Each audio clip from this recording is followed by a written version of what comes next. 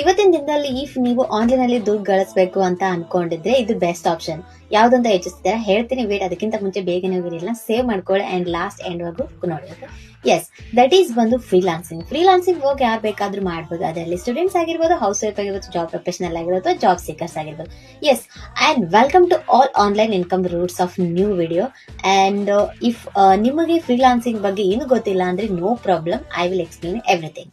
Freelancing ಅನ್ನೋದು ಒಂದು online or offline work opportunity. ಇದರಲ್ಲಿ ನೀವು ಜಸ್ಟ್ ಒಂದು ಸ್ಕಿಲ್ ಅಲ್ಲಿ ಮಾಸ್ಟರ್ ಮಾಡಿ ಆ ವರ್ಕ್ ಅವಶ್ಯಕತೆ ಇರೋ ಕ್ಲೈಂಟ್ಸ್ಗೆ ನೀವು ನಿಮ್ಮ ವರ್ಕ್ಸ್ ನ ಮಾಡಿಕೊಡ್ಬಹುದು. ಅಂಡ್ ಅಷ್ಟೇ ಅಲ್ಲ, ಆ ಕ್ಲೈಂಟ್ಸ್ ನಿಮ್ಮ ಸರ್ವಿಸ್ಗೆ ಪೇ ಮಾಡ್ತಾರೆ according to your demand. Freelancing ಮಾಡ್ಬೇಕಂದ್ರೆ ಪರ್ಟಿಕ್ಯುಲರ್ ಇದೇ ಸ್ಕಿಲ್ ಅಂತ ಅಲ್ಲ, ಯಾವ್ದಾದ್ರು ಸ್ಕಿಲ್ ಅಂಡ್ ನಿಮಗೆ ಇಷ್ಟ ಇರೋದು ಅಂಡ್ ಆಲ್ಸೋ ಮಾರ್ಕೆಟ್ ಅಲ್ಲಿ ಜಾಸ್ತಿ ಡಿಮ್ಯಾಂಡ್ ಇರೋದು ಸ್ಕಿಲ್ಸ್ ಕಲಿಬಹುದು. ಫಾರ್ ಎಕ್ಸಾಂಪಲ್ ಹೇಳ್ಬೇಕಂದ್ರೆ ಡಿಜಿಟಲ್ ಮಾರ್ಕೆಟಿಂಗ್ ಸ್ಕಿಲ್ಸ್ ಆಗಿರ್ಬೋದು, graphic designs, video editing, advance Excel mastery, Meta ads, FB ads, content writing, copy writing and many more ಅದೇ. ಅಂಡ್ ನಿಮಗೆ ಇವಾಗ ಡೌಟ್ ಬರ್ತಿದೆ ಅಲ್ವಾ, ಸ್ಕಿಲ್ಸ್ ಕಲಿತ ಮೇಲೆ ಕ್ಲೈಂಟ್ಸ್ ಹೇಗೆ ಸಿಗ್ತಾರೆ ಅಂತ, ತುಂಬಾ ಟಫ್ ಇರಬೇಕು ಅಂತ. No way, it's easy.